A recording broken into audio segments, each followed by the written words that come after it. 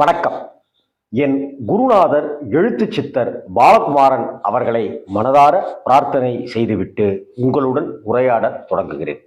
நான் உங்கள் ராஜ். தை மாதம் அப்படிங்கிறதையும் அதனுடைய மகத்துவங்களையும் ஒரு வீடியோவில் நான் பேசியிருந்தேன். அதற்கு நிறைய பேர் தை மாதத்தில் என்னெல்லாங்க பண்ணணும், ரொம்ப நல்ல விஷயங்களா இருக்குது, அதெல்லாம் கொஞ்சம் தனித்தனியாகவே சொன்னால் நல்லா இருக்குமே அப்படின்னு சொல்லிட்டு சொன்னாங்க. தை மாசத்துல நாம செய்யற முக்கியமான வழிபாடு அதுல நிறைய இருக்கு. அதுல நாம இன்னைக்கு ஒரு வழிபாடு பார்ப்போம். அதாவது நம்ம வீட்டில் யாருக்காவது கல்யாணம் ஆகாம தடைபட்டுக்கிட்டே இருக்கு அப்படின்னு ஒரு விஷயம் இருக்கு அப்படின்னாக்க அவர்கள் கண்டிப்பா இந்த வழிபாட்டை செய்யலாம். இந்த வழிபாட்டை அப்ப கல்யாணம் வீட்டில் தடைபட்டு இருக்கு அப்படின்றவங்க தான் செய்யணுமா அப்படின்னா யார் வேண்டுமானாலும் செய்யலாம். குறிப்பா கல்யாணம் நம்ம வீட்டில் இருக்கிற ஒரு மகளுக்கோ பையனுக்கோ தடைபட்டுக்கிட்டே இருக்கு, என்னன்னே தெரில அப்படின்னு ஒரு குழப்பத்தோட இருக்காங்க. சரி, ஜோதிடர்கிட்ட போனேன், ஜாதகம் பார்த்தேன், தோஷம்லாம் எதுவும் இல்லைன்னு சொல்லிட்டாங்க, ஆனாலும் கல்யாணம் தள்ளி போய்கிட்டே இருக்கு அப்படின்னு நிறைய பேர் எனக்கு ஃபோன் பண்ணி கேட்குறாங்க. நான் அவங்களுக்கு சொல்றதை தான் இந்த வீடியோவிலையும் சொல்றேன். இந்த தை மாதம் அப்படிங்கிற ஒரு விஷயத்துல நாம இந்த வழிபாட்டை நாம செய்யணும். அதாவது குருவருள் இருந்தால்தான் திருவருள் கிடைக்கும் அப்படின்னு சொல்லப்படுறது. அதனால குருவருள் கிடைக்கணும். அந்த குரு பகவானை நாம பிரார்த்தனை செய்யணும். குரு பகவானை நாம பிரார்த்தனை செய்து கொண்டே வந்தால் குருவுடைய கடாட்சம் நமக்கு கிடைச்சிடும். அதாவது குருவுடைய கடாட்சம் அப்படிங்கிறது நமக்கு பாஸ்போர்ட் அப்படின்னு வச்சுக்கோங்களேன். பாஸ்போர்ட் இருந்தால் தான் விசா கிடைக்கும். அதனால குருவருள் பாஸ்போர்ட் அப்படின்னா திருவருள் விசா. நமக்கு விசா கிடைக்கிறதுக்கு முதல்ல பாஸ்போர்ட் வேணும். நமக்கு மட்டும் இல்லைங்க, ஆனானப்பட்ட சிவபெருமானுடைய மனைவி பார்வதி தேவிக்கே, சிவனுக்கே சக்தியாக விளங்கக்கூடியவளான பார்வதி தேவிக்கே சிவபெருமான கல்யாணம் பண்ணிக்கணும் அப்படின்னு ஒரு ஆசை, ஒரு விருப்பம், ஒரு லட்சியம், ஒரு கோரிக்கை அப்படின்ட்டுலாம் இருந்தது. அவங்களுக்கே தள்ளி போணுச்சு.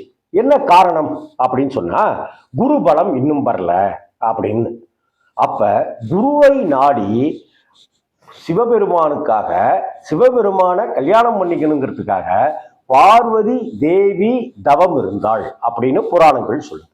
அப்படி பார்த்தா குருவருள் கிடைக்கப்பெற்று, குரு கடாட்சம் கிடைக்கப்பெற்று அதை அடுத்துதான் சிவபெருமானை திருமணம் செய்து கொண்டதாகவும் சிவபுராணத்திலிருந்து பல கோவில்களுடைய ஸ்தல புராணங்களும் விவரமா சொல்லி.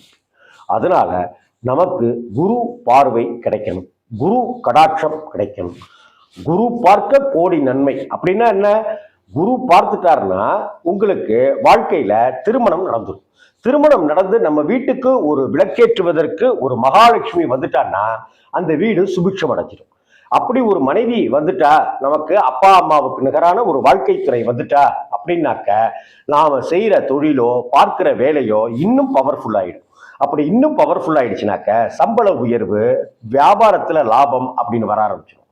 அதற்கப்புறம் மனைவி வந்த பிற்பாடு குழந்தை பிறக்கும். குழந்தை சந்ததி பெருக்குகிற ஒரு விஷயம், பரம்பரைக்கான ஒரு வித்து. அப்படி ஒரு வித்து நம்ம வீட்டில் வர்றதுக்கு ஆரம்ப புள்ளியா இருக்கிறவ எங்கிருந்தோ ஒரு வீட்டில் இருந்து வரக்கூடிய ஒரு மகாலட்சுமி, ஒரு பெண். ஆகவே வியாழக்கிழமைகள்ல குருவை வழிபாடு செய்து பிரார்த்தனை செய்வதை வழக்கமாக வைத்துக் கொள்ளணும். குரு அப்படின்னு நாம யாரெல்லாம் நினைக்கலாம் அப்படின்னா, இந்த உலகத்துக்கு ஆதி குருவாக திகழ்பவர் ஸ்ரீ தட்சிணாமூர்த்தி, ஆலமர் செல்வர் இல்லையா? அப்படி அவரை, குருவை, தட்சிணாமூர்த்தியை நாம வியாழக்கிழமைகள்ல வணங்கி வரலாம்.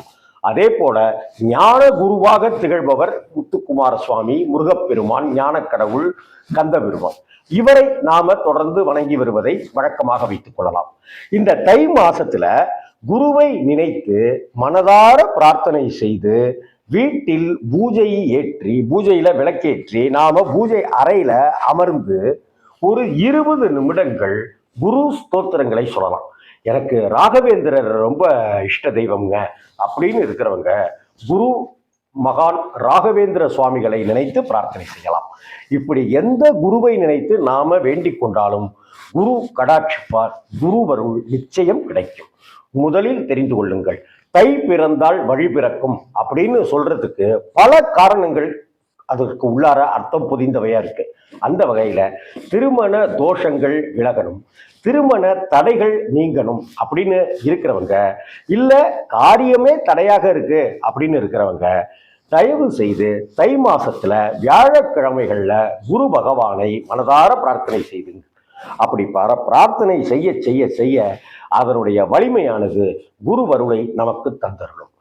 பகவான் யோகிராம் சுரத்குமார் அவர்களை மனதார பிரார்த்தனை செய்து எனக்கு திருமண பாக்கியம் நடந்தது அப்படிங்கிறத நான் உங்கள்கிட்ட சொல்லிக்கிறேன். திருவண்ணாமலை மகான், கடவுளின் குழந்தை யோகிராம் சுரத்குமாரை மனதார பிரார்த்தனை செய்து அதில் பலன் பெற்றவர்கள் எத்தனையோ பேர் இருக்கிறாங்க.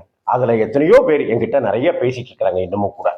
இப்படி திருமண யோகம் கிடைப்பதற்கு, திருமண தடைகள் நீங்குவதற்கு குருவை வணங்குவோம். வணக்கம்.